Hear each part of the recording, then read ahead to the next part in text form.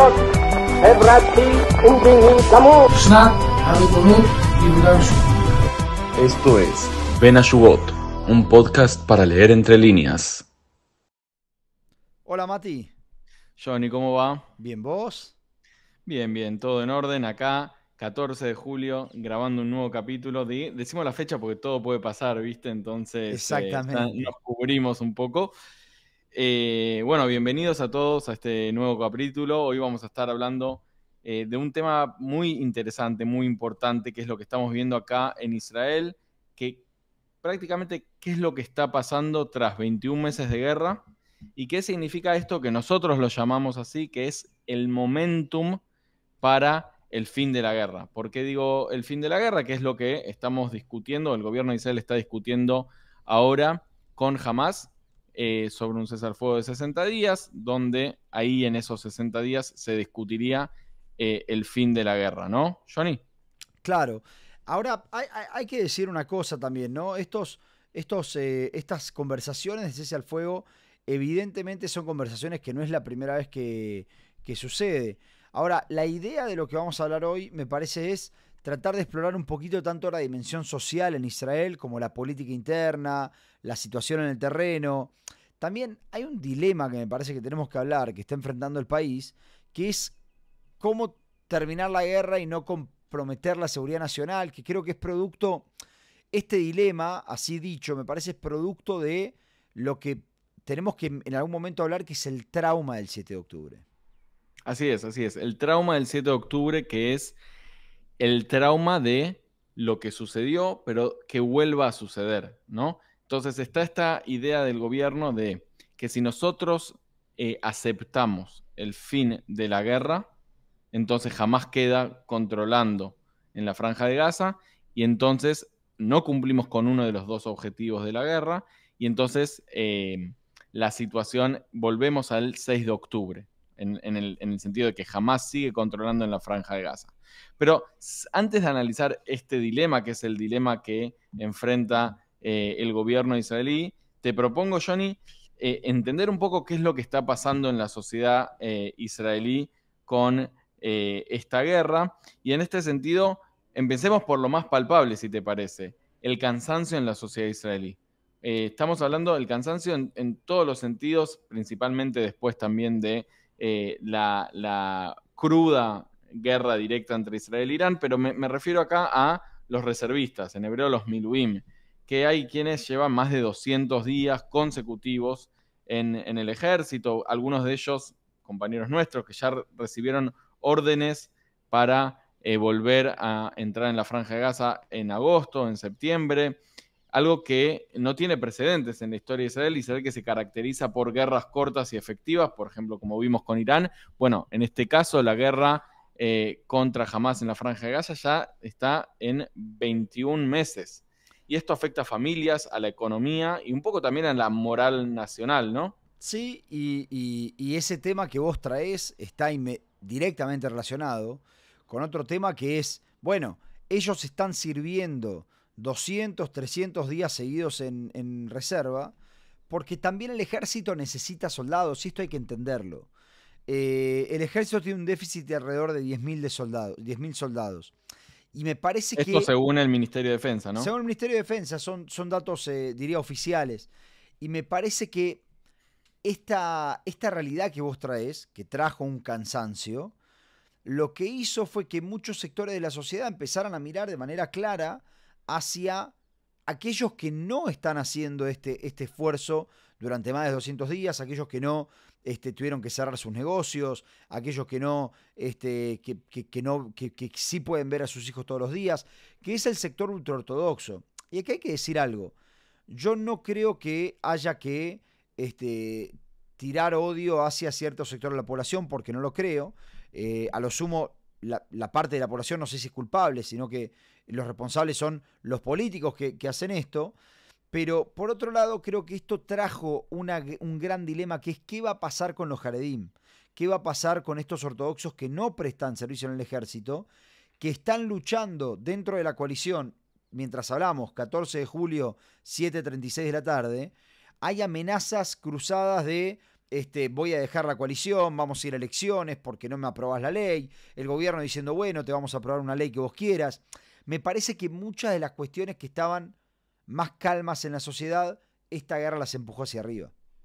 Así es, y el tema de los ortodoxos y la exención que tienen para no ir al ejército, lo hemos analizado en otros capítulos en profundidad. Les recomendamos a los que así quieren puedan ir a esos capítulos, pero lo que pasa es que esta tensión, o sea, por un lado, una parte de la sociedad que ya está cansada de volver a entrar en Gaza y entrar, que también hay que decirlo, hay gran parte de la sociedad que dice no, acá hay un interés nacional de seguridad y que hay que erradicar la presencia de Hamás en la Franja de Gaza. Pero por otro lado, o sea, por un lado tenemos la tensión entre los reservistas que están cansados, la poca seriedad, digámoslo, en estos términos de la actual coalición de gobierno en cuanto a el tema de tratar de que los jaredim se alisten al ejército. Hablamos de un montón de negociaciones y acuerdos, muchos de ellos por debajo del radar, que se acuerdan para evitar o para continuar con esta exención, y así lo dicen muchos reservistas, que por lo menos los acuerdos que llega la política israelí no satisfacen la necesidad de muchos de los reservistas que están cumpliendo más de 200, 300 días, pero además el apoyo popular para traer a los secuestrados de vuelta es altísimo.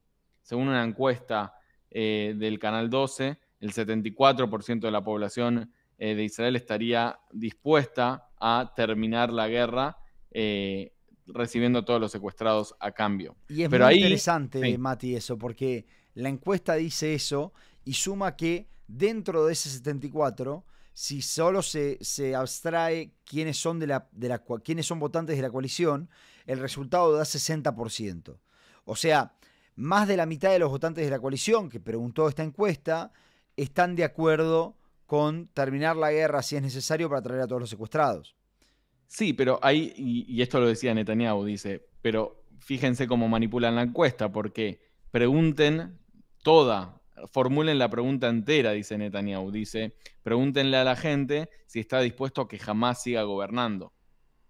Y ese es el punto que nosotros traemos acá al debate, que es, la mayoría del público de Israel, creo que podríamos decir, John, en un 95% quiere a los secuestrados de vuelta, por no decir un 97, un 98%. Todos. Sí. El tema es el precio que hay que pagar, y eso es lo que dice Netanyahu. Dice, yo no estoy dispuesto a que sea un acuerdo a todo precio, ¿no? Bueno, pero ahí hay dos falacias que me parece importante marcar. Punto número uno, nadie habla de a cualquier precio, porque el precio ya está claro, ya no es cualquiera. Nadie está diciendo, bueno, entregá Gaza para que se convierta en el estado de Hamás, donde ellos hagan lo que quieran, y ¿sabes qué? También el OTEF, entralo. Cualquier precio ya no es. Esa es la falacia número uno. La falacia número dos... Sí, falacia número dos, dale. No, la falacia número dos, que en realidad podríamos decir que no es una falacia, pero creo que está presentada de manera injusta, cuanto menos, es esta historia de si nosotros terminamos la guerra, jamás queda ahí. Cuando es una forma de verlo, pero hay otra forma de verlo también, que es, se puede terminar la guerra y empezar acuerdos políticos que hagan que jamás se vaya. Ahí está yendo a donde yo quería ir. A ver, ¿qué precio está dispuesto a pagar la sociedad israelí o la política israelí para traer a los secuestrados? Ya, o sea, hay una realidad que es, creo que hasta Netanyahu mismo lo entiende, que la forma de traer los secuestrados es a través de un acuerdo, porque recordemos, hubieron muchos debates que a través de la presión militar se iba a traer a los secuestrados. Bueno, lo cierto es que hoy se está hablando de un acuerdo como la forma única de traer secuestrados. Ahora, aquí está la gran pregunta, ¿no? Si Israel termina la guerra, ¿queda jamás en el gobierno en Gaza? Bueno, hay varias respuestas a esto. Por un lado, es real que vimos que desde que empezó la operación Markebot Gidón, en español, los carruajes de Gidón, ¿no? ¿Quién no tenía carruajes? No tenía carruajes, mirá, ese dato. Hay quienes dicen que era por Gidón Sar también, pero bueno, eso lo dejamos aparte. Que entró a la coalición para apoyar los esfuerzos bélicos de la coalición actual. Lo cierto es que queda jamás en el gobierno en Gaza, y hay que decir dos cuestiones. La primera es, realmente Hamás controla. Hay zonas que actualmente están controladas por Hamás. Desde que empezó esta operación, 28 soldados israelíes murieron, lo que indica, no sé si la capacidad de funcionamiento de Hamás como una organización terrorista con comandantes y estructura como tenía el 6 de octubre, pero sí la capacidad de dañar fuerzas militares israelíes y sí la capacidad de funcionar como una guerrilla. ¿Qué significa esto? Salen de un túnel, matan soldados y gran parte de la oposición lo que dice es, bueno, pero entonces nosotros lo que estamos haciendo es mandar a soldados a que sean carnada, porque siempre va a haber terrorismo o terroristas en la Franja de Gaza que ataquen a nuestros soldados, ¿no? Claro, el tema, Mati, me parece que es punto número uno. A ver, hay tres opciones, ¿no? Seguir la guerra, parar la guerra o seguir luchando, hacer una ocupación militar, etcétera, etcétera. Estas son las tres opciones, me parece que existen. En las tres opciones, vos tenés a Hamás sobreviviendo en Gaza. Si la pregunta es de los primeros 5 minutos, ¿qué pasa 5 minutos después de que firme un acuerdo? ¿Qué pasa 5 minutos después de que decido volver a la guerra? En todas las opciones, yo tengo a Hamás viviendo dentro de Gaza. La pregunta no es cuál opción me da en los primeros 5 minutos que Hamás no esté, por lo menos para mí, puedo estar equivocado, sino que la pregunta es qué opción puedo tomar yo, qué camino puedo tomar yo para que Hamás deje de estar en Gaza. Porque, como bien vos decís, Hamás no es un grupo terrorista. Hamás es un grupo terrorista, es un grupo económico y social, Hamás es una idea, Hamás es un grupo político, Hamás es muchas cosas. Entonces, ¿cómo haces para que Hamás deje de estar en Gaza? Esta es la gran pregunta y creo que la solución militar es la menos efectiva, porque, acá hay que decir, sobre la mesa hay una propuesta, que es la propuesta de Egipto, a la cual hasta gente bastante conservadora, como Giora Aylan, dice que Israel tiene que participar y tratar de poner condiciones ahí. ¿Querés contar la propuesta de Egipto para que la propuesta de Egipto, conozca? Muy rápidamente, es una propuesta que dice, vamos a tomar el control de Gaza, vamos a poner un gobierno por 7 años, prorrogable por otros 7 años más, si no me equivoco, porque nunca me acuerdo si son 14 o 15 años, pero creo que daba 7 años más 7 años. Y ese gobierno va a ser un gobierno de tecnócratas, jamás se va a ir de la Franja de Gaza. En ese interín nos vamos a encargar de desarmar Gaza y luego va a venir la autoridad palestina y allí se va a crear el Estado palestino. Esto es como lo presentó a Sisi, el presidente de Egipto. Creo que es muy ambicioso, creo que también responde a su base, pero este es el plan. Ahora, Israel podría participar de ese plan y decir, mirá, sí, considero que está bien, con una condición, por ejemplo, que se garantice dentro del plan y que no sea solamente un decir, el desarmado de Gaza y que cualquier negociación sobre el Estado palestino, Israel va a ser parte. Por ejemplo. Ron Dermer, uno de los principales funcionarios israelíes en la Casa Blanca, en el podcast que participó de Call Me Back, lo recomendamos también, un podcast muy interesante, él dice algo, dice, los funcionarios de Biden a mí siempre me decían que jamás es una idea, y como es una idea no lo podemos eliminar, y mi respuesta era, el nazismo también es una idea. Y no se lo eliminó por las armas. Y dice, y en Charlottesville, en Estados Unidos, tenés todavía nazis dando vuelta, y hay nazis en el mundo dando vuelta. La idea, decía Ron Dermer, es, yo a los nazis no le puedo dar a Alemania, les tengo que sacar el control sobre un Estado. Y esto es lo que él definía es lo mínimo que Israel puede aceptar. O sea, que jamás no tenga el control. Y lo mínimo que Israel puede aceptar no es lo máximo que ellos hoy no quieren ofrecer. Y ahí está la diferencia. Ahí no estoy seguro. En las negociaciones. Ahí no estoy seguro. ¿Pero por qué él dice esto? Porque dice, todos los que piensan, él decía esto, todos los que piensan en una alternativa es darle las llaves de la Franja de Gaza a la autoridad palestina. Y este gobierno está en contra de esto. ¿Por qué? Porque darle la llave a la autoridad palestina es empezar un proceso político que pueda terminar en una cuestión que la sociedad israelí, hay que decirlo, todavía no está dispuesta, que es un Estado palestino, y legítimamente hay quienes dirán que no está dispuesta en este sentido. Por ejemplo, Yair Golan, quizás de lo más izquierda de Israel, el Partido Democrático, él lo que dice es: va a haber un control militar israelí sobre la Franja de Gaza en paralelo a un proceso diplomático. Esa es la visión que él tiene.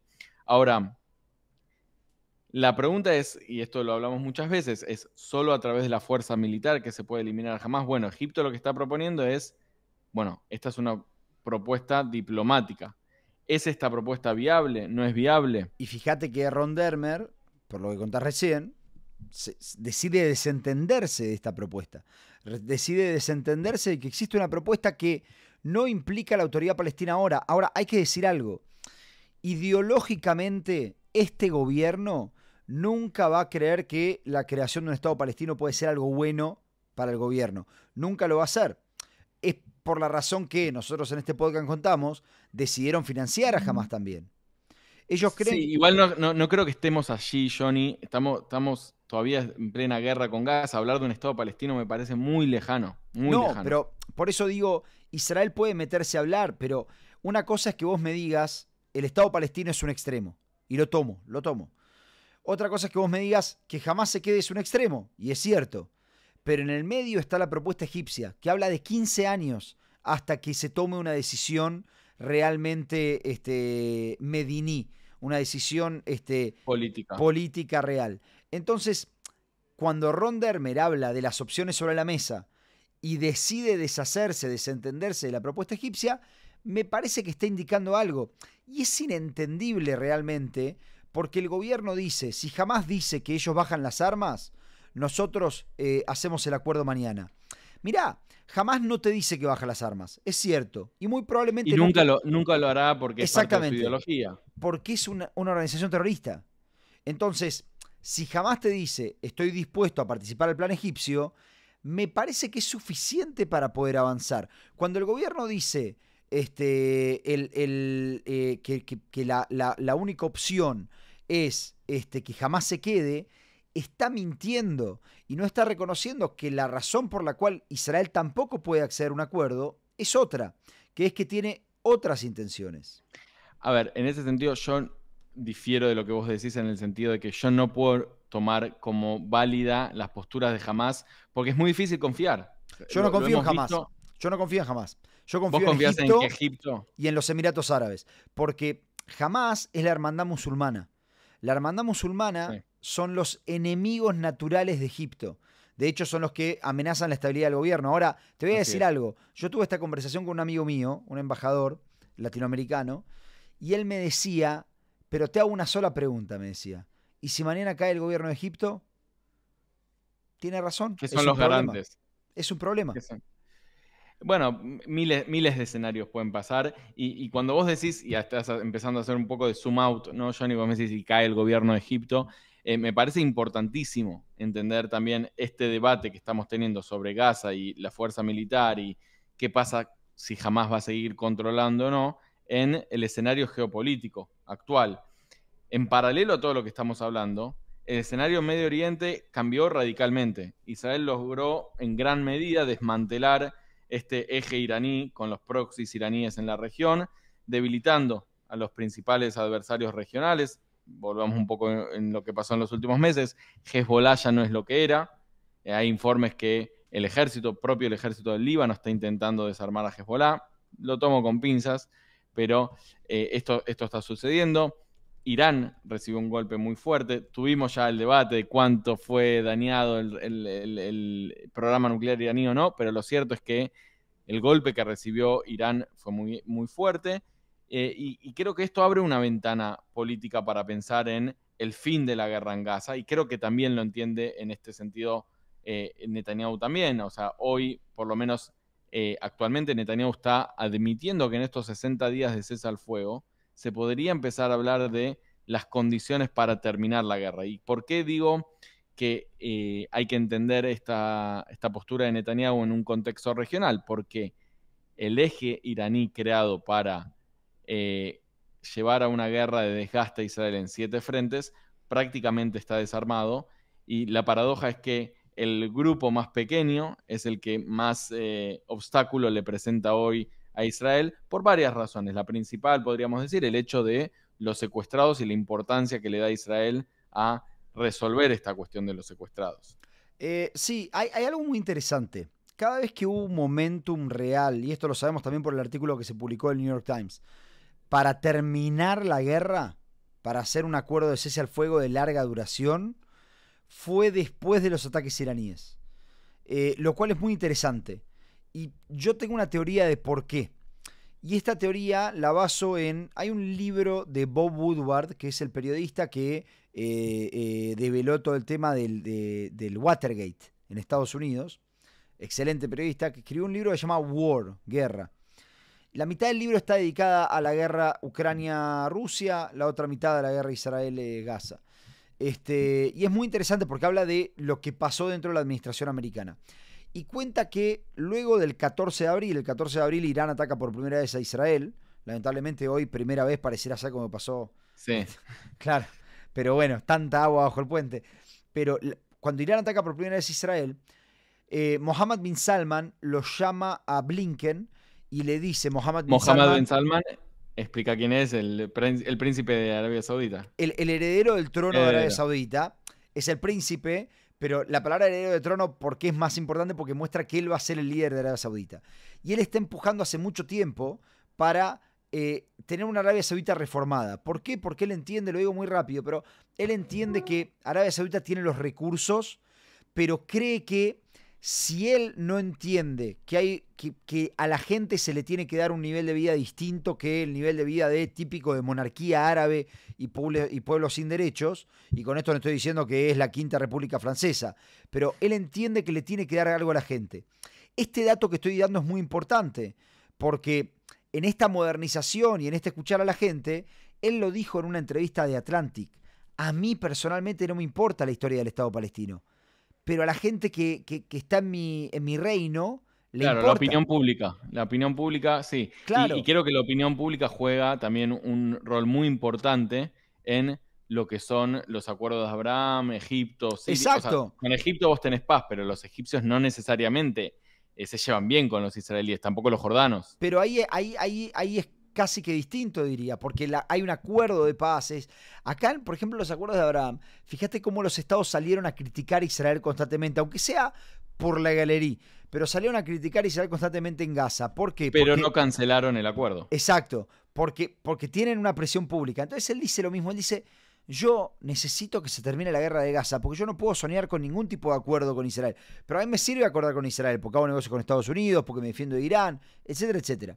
Entonces, el 14 de abril, cuenta Bob Woodward, después del 14 de abril de los ataques iraníes, viene justamente Blinken y Mohammed bin Salman, perdón, el heredero del trono, y le dice a Blinken, escúchame, cerrémoslo, hagamos la normalización.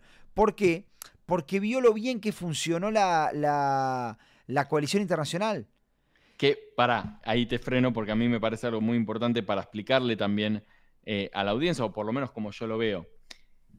La cuestión del poder militar en Medio Oriente es una cuestión de demostrar no solo tus capacidades militares, sino tu fortaleza como país. En Medio Oriente, el que no tiene poder militar se queda fuera de este círculo. Los ataques de Israel a Irán fueron un grave daño para Irán, pero claramente, y esto nos decía también Enrique Zimmerman, muchos países moderados árabes sunitas de la región estaban mirando, cuanto menos aplaudiendo, cuanto más mandando mensajes de alentando a Israel a terminar esto, pero también impresionados por el poder militar que tenía Israel y esta exposición de ese poder militar lo que dice es, bueno, quizás me sirve estar del lado de los que tienen este poder militar. Ahora, como bien vos decías, la opinión pública es un factor muy importante. Por eso, después de cada vuelta con Irán, y mucho más después de esta, vienen y te dicen, bueno, queremos hacer algo con ustedes. Queremos realmente cambiar las cosas. Siria lo mismo. Queremos realmente cambiar las cosas. Pero necesitamos que termine la historia de Gaza. Porque no importa si para mí es un genocidio, Mohammed bin Salman, pero para Mohammed, que vive en Arabia Saudita, es un genocidio. Y si yo cierro un acuerdo con vos y no termina esto, es imposible. Siria dio un mensaje muy parecido. Más allá de decir queremos volver al acuerdo del 74 y no sé qué, Sí. muchas veces le dijeron a Israel, escúchame, terminá con Gaza. De hecho, esto se lo dijeron en Estados Unidos a Netanyahu. Terminá con Gaza y anunciamos el acuerdo con Siria.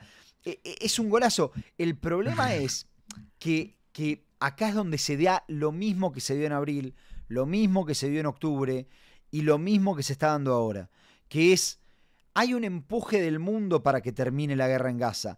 Hay un empuje de los países árabes para que jamás deje de gobernar en Gaza. Sin embargo, el único que no empuja para eso, porque no puede, no sé si a nivel ideológico o político, es Netanyahu. Porque Israel no puede cerrar la guerra de Gaza porque está metido en una trampa en Gaza.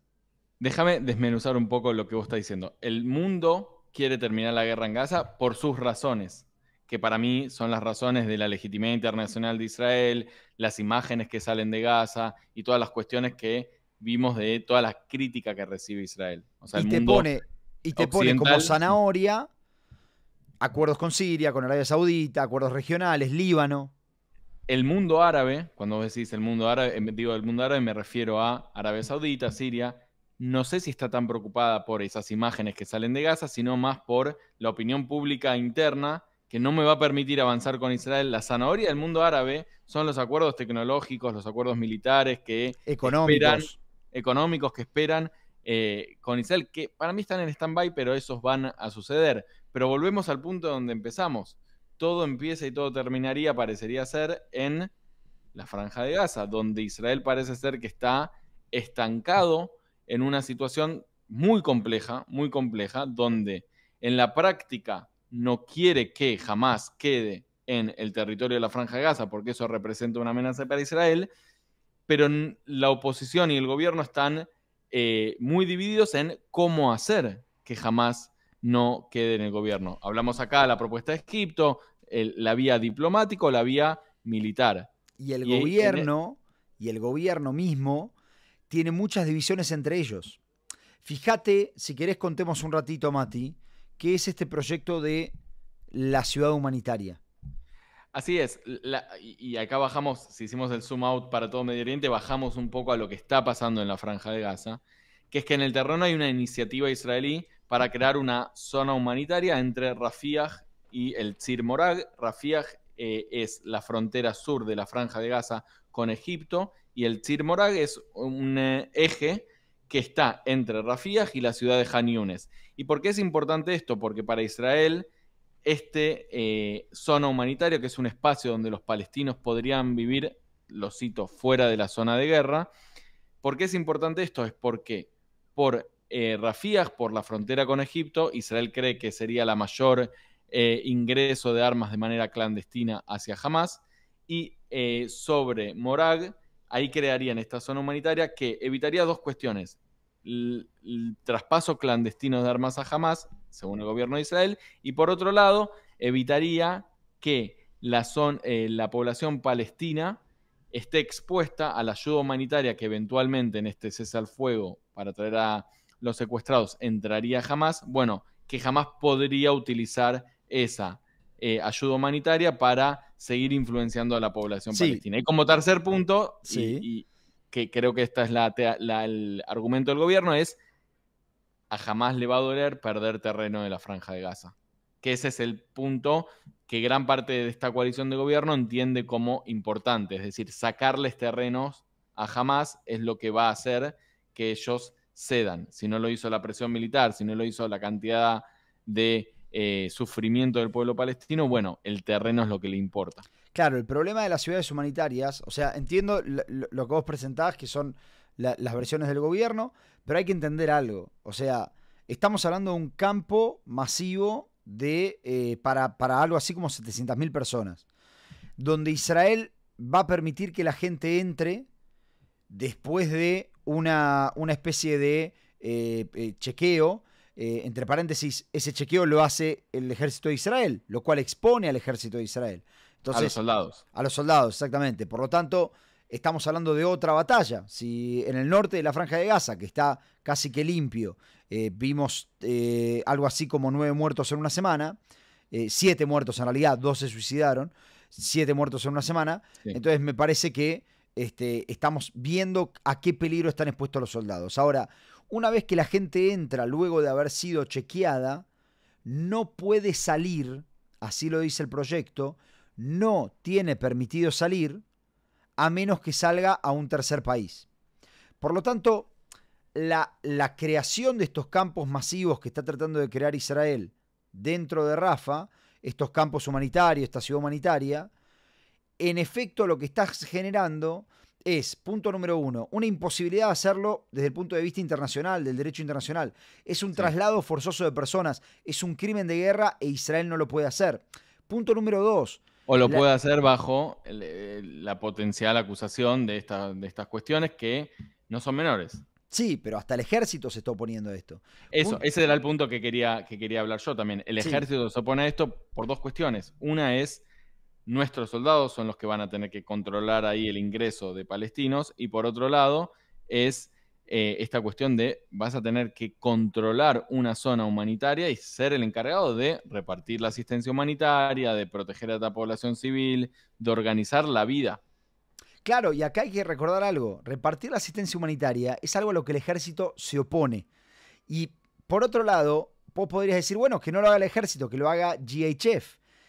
Pero GHF ya está visto de reojo por la comunidad internacional. O sea, no hay nada de esta idea que sea viable.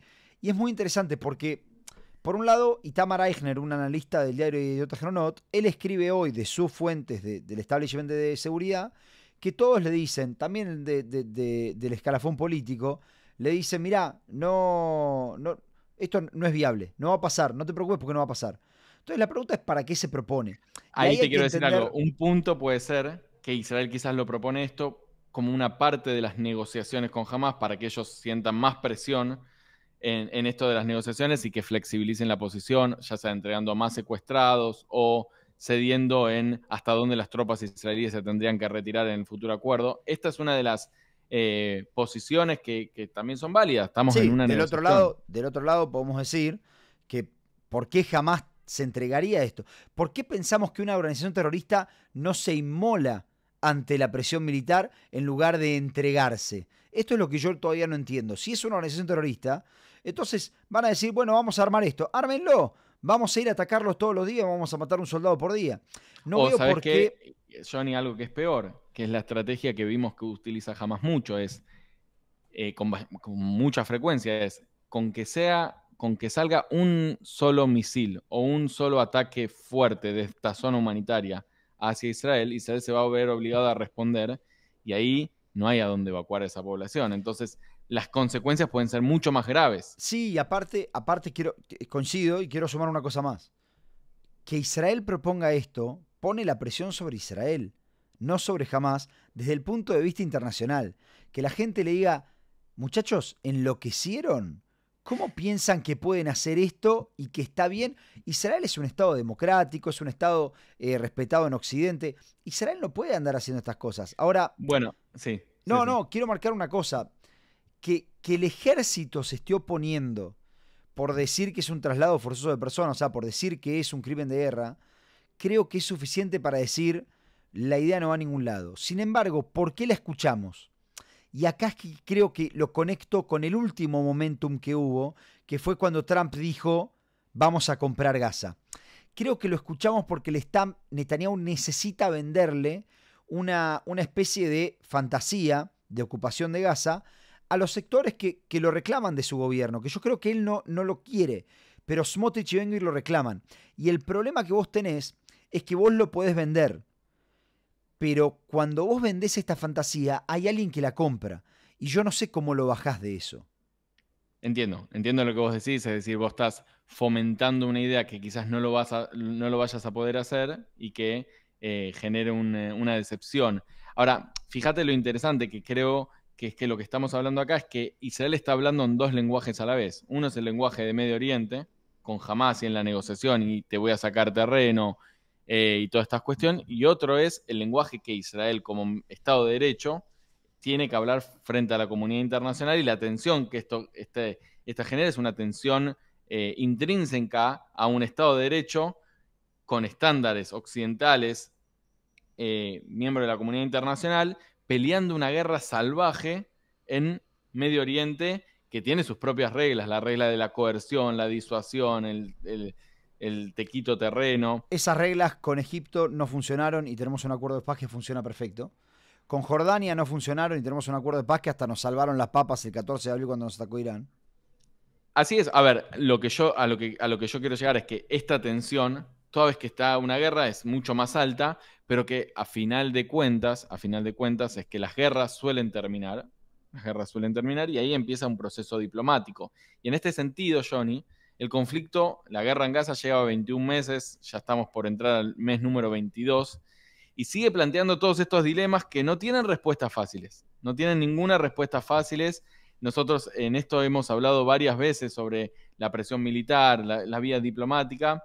Sin embargo, creo que hay algo que queda claro, es que no es solo una salida militar, sino que también implica programas políticos, diplomáticos, involucramiento de la comunidad internacional, de países clave como Arabia Saudita, Emiratos Árabes Unidos, Egipto, y que habría que ver qué es lo que va a pasar, pero creo que un poco lo que yo por lo menos intento mostrar es que estamos en este momentum de un cese al fuego que podría llevarnos al fin de la guerra.